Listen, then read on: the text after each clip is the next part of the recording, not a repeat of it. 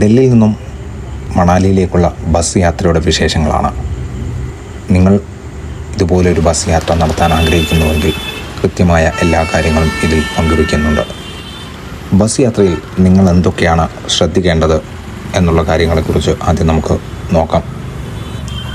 ഏതാണ്ട് 530 കിലോമീറ്ററാണ് ഡൽഹിയിൽ നിന്നും മണാലിയിലേക്കുള്ള ദൂരം. ബസ് ബുക്ക് ചെയ്യുന്ന സമയത്ത് റിവ്യൂ നോക്കുക. ആ ബസ്സിനെക്കുറിച്ച് ഒന്ന് പഠിച്ചതിന് ശേഷം മാത്രം ബുക്ക് ചെയ്യുക. നമ്മൾ അവിടെ എത്തിയിട്ട് മാറ്റാനുള്ള ഓപ്ഷൻ ഇല്ല എന്ന് മനസ്സിലാക്കുക. ഏതാണ്ട് 1200 രൂപയാണ് ഒരു മീഡിയം റേറ്റ് എന്ന് പറയുന്നത്. പല സമയങ്ങളിൽ അത് കൂടുകയും കുറയുകയും ഒക്കെ ചെയ്യും. എൻ്റെ യാത്രകൾ തനിച്ചായതുകൊണ്ടും പണം ലാഭിക്കാൻ ഉള്ളതുമൊക്കെ ആയിട്ട് രാത്രികാലങ്ങളിലാണ് പലപ്പോഴും യാത്രകൾ ചൂസ് ചെയ്യാറുള്ളത്. അതിന് പ്രധാന കാരണം റൂം എടുക്കാനുള്ള പണം നമുക്ക് ഇതിൽ നിന്ന് ലാഭിക്കാം എന്നുള്ളത് കൊണ്ടാണ്. ഒരു പട്ടണത്തിൽ നിന്ന് മറ്റൊരു പട്ടണത്തിലേക്ക് നമ്മൾ പോകുമ്പോൾ രാത്രിയിൽ യാത്ര ചെയ്യുക. അതുകൊണ്ട് തന്നെ റൂമിൻ്റെ റെൻറ്റ് നമുക്ക് ലാഭിക്കാൻ പറ്റും. നമ്മൾ ബോർഡിംഗ് പോയിൻറ്റുകൾ നിങ്ങൾ ശ്രദ്ധിക്കുക. ഡൽഹിയിൽ നിന്നും പല ഇടങ്ങളിലാണ് ബോർഡിംഗ് പോയിൻറ്റുകളുള്ളത്. അത് നിങ്ങൾക്ക് ബുക്ക് ചെയ്യുന്ന സമയത്ത് നമുക്ക് ബോർഡിംഗ് പോയിൻറ്റുകൾ അറിയിക്കും. എല്ലാം കാശ്മീരി ഗേറ്റിൽ നിന്നല്ല പുറപ്പെടുക. പല സ്ഥലത്ത് തൊട്ടടുത്ത സ്ഥലങ്ങൾ തന്നെയാണ്, പക്ഷേ അത് ശ്രദ്ധിച്ചുകൊണ്ട് അവിടെ കൃത്യസമയത്ത് എത്താൻ നോക്കുക. നമ്മൾ വലതു ഭാഗത്ത് സീറ്റ് പിടിക്കാൻ ശ്രദ്ധിക്കുക. കാരണം നല്ല കാഴ്ചകളൊക്കെ ഉള്ളത് വലതു ഭാഗത്താണ്. എപ്പോഴും വലതു ഭാഗം കിട്ടിക്കൊള്ളണമെന്നില്ല, എന്നിരുന്നാലും വലതു ഭാഗം പ്രിഫർ ചെയ്യുക. ഏതാണ്ട് 14 മണിക്കൂറാണ് ഈ റണ്ണിങ് ടൈം എന്ന് പറയുന്നത്. അപ്പോൾ നമുക്ക് ശരിക്കും ഒന്നുറങ്ങാനുള്ള സമയമുണ്ട്. അതുകൊണ്ട് തന്നെ നല്ല ബസ്സുകൾ ചൂസ് ചെയ്താൽ നമുക്ക് നല്ല ഉറക്കം ലഭിക്കുകയും അതുവഴി അവിടെ എത്തിയിട്ട് ആ ദിവസം നമുക്ക് വേസ്റ്റ് ആവാതെ നമുക്ക് പല കാര്യത്തിന് ഉപയോഗിക്കാം. തൊട്ടടുത്ത സ്ഥലങ്ങളോ അല്ലെങ്കിൽ നമ്മൾ ആദ്യമേ പ്ലാൻ ചെയ്ത കാര്യങ്ങളോ ഒക്കെ നമുക്ക് പോയി കാണാനും അവിടുത്തെ പ്രാദേശിക സ്ഥലങ്ങളിലൊക്കെ ഒന്ന് ചുറ്റിക്കറങ്ങാനും റൂം കാര്യങ്ങളൊക്കെ ഒന്ന് എക്സ്പ്ലോർ ചെയ്യാനൊക്കെ നമുക്ക് സാധിക്കും. റെസ്റ്റ് എടുക്കാനുള്ള സമയം നമുക്ക് കുറയ്ക്കുക. അവിടെ എത്തിയിട്ട് അത് നമുക്ക് എക്സ്പെൻസിനെ കുറയ്ക്കാൻ സാധിക്കും. നമ്മൾ 10 മണിക്കൂർ ഏകദേശം ഉറങ്ങി. ഭക്ഷണം നമ്മൾ ഡൽഹിയിൽ നിന്നേ കഴിച്ചിരുന്നു. അതുകൊണ്ട് തന്നെ വീണ്ടും 2-3 സ്ഥലങ്ങളിൽ ബസ് ഒതുക്കുന്നുണ്ട്. അതൊന്ന് ഭക്ഷണം കഴിക്കാനുള്ള ഒരു സ്ഥലമാണ്. പക്ഷേ നിങ്ങൾ യാത്ര ചെയ്യുന്ന ഒരാളാണെങ്കിൽ നിങ്ങൾ അവിടെ നിന്ന് ഒരിക്കലും ഭക്ഷണം കഴിക്കരുത്. കാരണം വിശന്നാ ഭക്ഷണം കഴിച്ചോളൂ, പക്ഷേ അതല്ല പറയുന്നത്. നിങ്ങളുടെ പണം നഷ്ടപ്പെടാനുള്ള ഒരു സ്ഥലമായിരിക്കും അങ്ങനെയുള്ള സ്ഥലങ്ങൾ. ഇതുപോലുള്ള ബോർഡിംഗ് പോയിൻറ്റുകൾ ഒരു ചായക്ക് ചിലപ്പോൾ നമ്മൾ സാധാ ചായക്ക് 10 രൂപയാണ് നമ്മൾ കുടിക്കാറുള്ളത്. പക്ഷേ അവിടെ എത്തുമ്പോൾ ചിലപ്പോൾ 50 രൂപയായിരിക്കും. ആ സാഹചര്യത്തിൽ നിങ്ങളത് കുടിക്കേണ്ടതായിട്ട് വരും. അപ്പോൾ മണാലി പോകുന്ന ആളുകളാണെങ്കിൽ ഡൽഹിയിൽ നിന്ന് ഭക്ഷണം കഴിച്ച് അല്ലെങ്കിൽ ഭക്ഷണം നിങ്ങൾ കുറച്ച് പാർസൽ വാങ്ങി അല്ലെങ്കിൽ സ്നാക്സ് അതുപോലുള്ള കാര്യങ്ങളൊക്കെ നിങ്ങളുടെ കയ്യിൽ വെക്കുക.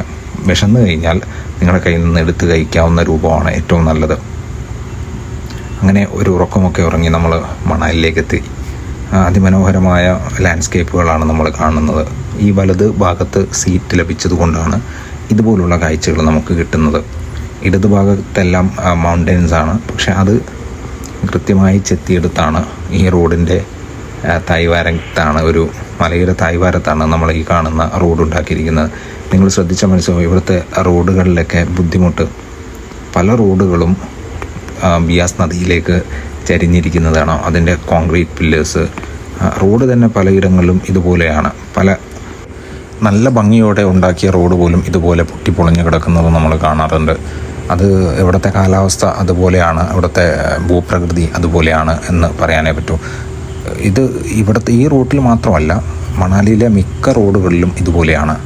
അവിടെ നിന്ന് തന്നെ കോൺക്രീറ്റ് എടുത്ത് അവർ വീണ്ടും റീബിൽഡ് ചെയ്യാനുള്ള ശ്രമങ്ങളൊക്കെ അവർ നടത്താറുമുണ്ട്. അപ്പോൾ ഈ യാത്ര ദുർഘടമാവുന്ന ചില സമയങ്ങളിൽ അവിടേക്ക് പോവാതിരിക്കുന്നതാണ് ഏറ്റവും നല്ലത്. അത് മഴക്കാലത്ത് പോകുന്നത് ഒരു നല്ല കാര്യമല്ല എന്ന് അവിടുത്തെ പ്രാദേശികമായ ചില ആളുകളൊക്കെ പറയുന്നത് കേട്ടു. അപ്പോൾ ഏറ്റവും നല്ല സമയം ചൂസ് ചെയ്തിട്ട് മാത്രം പോവുക. അവിടെ എത്തിയിട്ട് നിങ്ങൾ പറ്റിക്കപ്പെടാനുള്ള അവസരങ്ങൾ എല്ലായിടങ്ങളിലും ഉണ്ട്. ആ കാര്യങ്ങളെക്കുറിച്ച് കൃത്യമായ ഒരു ബോധ്യം നിങ്ങൾ ഉണ്ടാക്കിയതിന് ശേഷം മാത്രം യാത്ര ചെയ്യുക. അതുപോലെ തന്നെ നിങ്ങൾ അവിടെ റൂം എടുക്കുന്ന കാര്യം, ആദ്യമേ റൂം എടുത്തതിനും ശേഷം മാത്രമേ അവിടേക്ക് പോകാവുള്ളൂ. അവിടെ എത്തിയതിന് ശേഷം ഒരിക്കലും നിങ്ങൾ റൂം റെൻറ്റിനെടുക്കാമെന്ന് വിചാരിക്കരുത്. അത് നിങ്ങളുടെ പണം നഷ്ടപ്പെടുത്താനുള്ള ഒരു വഴിയായിരിക്കും. സൂര്യൻ ഉദിച്ചു വരുന്നതേയുള്ളൂ. അതിമനോഹരമായ ലാൻഡ്സ്കേപ്പ് അതിഭംഗിയോടെയാണ് നമ്മൾ കാണുന്നത്. നമ്മൾ പോകുന്നത് മാർച്ച് ഏപ്രിൽ ആ ഒരു മാസത്തിന് ഇടയിലാണ്. അതുകൊണ്ട് തന്നെ ഏറ്റവും നല്ലൊരു സമയമാണ് നമ്മളെ സംബന്ധിച്ച്, ഒരു കേരളത്തിൽ നിൽക്കുന്ന ഒരു മനുഷ്യനെ സംബന്ധിച്ചിടത്തോളം എത്രയോ നല്ല ഒരു സമയമാണ് ഈ മാർച്ച് ഏപ്രിൽ സമയം എന്ന് പറയുന്നത്. നമ്മൾ മണാലി പ്രൈവറ്റ് ബസ് സ്റ്റാൻഡിലേക്കാണ് നമ്മൾ എത്തിച്ചേരുക. അവിടെ നിന്ന് ഒരു 1.5 കിലോമീറ്റർ നമുക്ക് ഈ മണാലി ടൗണിലേക്കുണ്ട്.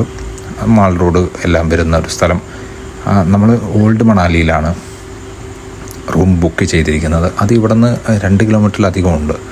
അപ്പോൾ നിങ്ങൾ ഓട്ടോ അവൈലബിളാണ് അവിടെ, ബസ്സുകളും അവൈലബിളാണ്. ഏറ്റവും നല്ലത് അവിടുന്ന് ബസ്സുകളാണ്. അതിന് കാരണം വളരെ കുറഞ്ഞ പണത്തിന് നിങ്ങൾക്ക് അവിടെ എത്തിച്ചേരാൻ പറ്റും. ഈ പ്രൈവറ്റ് ബസ് സ്റ്റാൻഡിന് തൊട്ടുപുറത്ത് നമുക്ക് അതുപോലെ ബസ് സ്റ്റോപ്പുകളൊന്നുമില്ല. പക്ഷേ നിങ്ങൾക്ക് അവിടെ നിന്നാൽ ബസ്സുകൾ ലഭിക്കും. സോ അവിടെ നിന്ന് ബസ് എടുത്ത് അവിടെ റൂമിലേക്ക് എത്താനുള്ള അവസരം നോക്കുക. പണം ഇല്ലാത്തവരുടെ കാര്യമാണ് പറയുന്നത്. പണമുള്ളവർക്ക് ഇഷ്ടം പോലെ ചെയ്യാം.